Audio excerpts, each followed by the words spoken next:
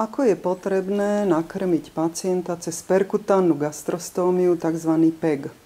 Najskôr si pripravíme jednoduché pomôcky. Potrebujeme žanetovú striekačku, to je veľká striekačka vo veľkosti 60 ml. Potom výživový roztok, v tomto prípade dávame Fresubin. Pri každom krmení sa dáva zhruba 300 ml. A následne máme pripravený aj roztok na preplachovanie PEGu. Používame prevarenú vodu. Prejdeme k samotnému krmeniu.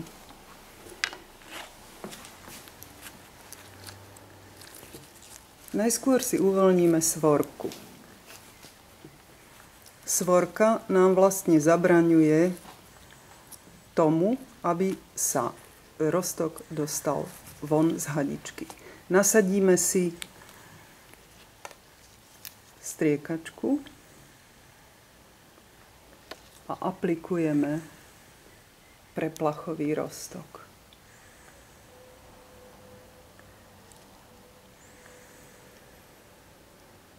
Musí to ísť ľahko a jednoducho, pričom sa pýtame pacientky, že čo cíti. Je vám dobre? Cítite? Dobre.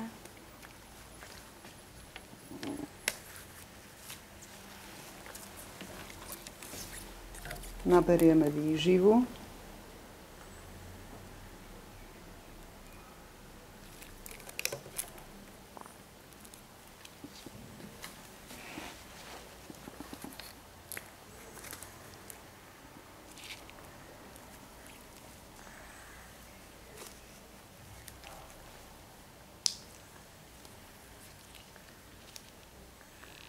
A pomaly aplikujeme.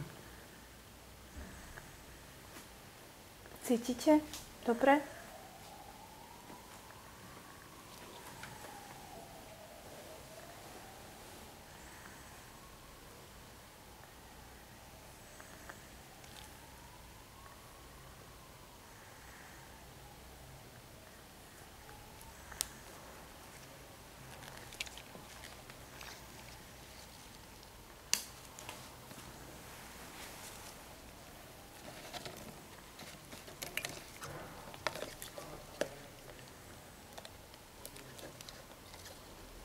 Dôležité je, aby v hadičke nezostal výživový roztok, z toho dôvodu ju preplachneme.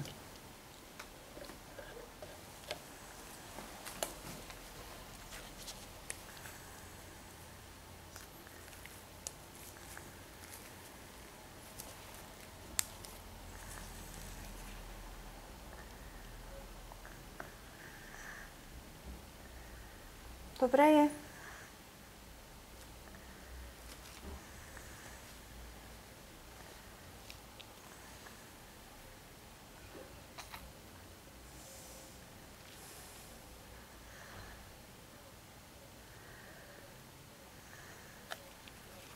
Svorku uzavrieme, oddelíme striekačku a uzatvoríme prívod. Pomôcky odložíme.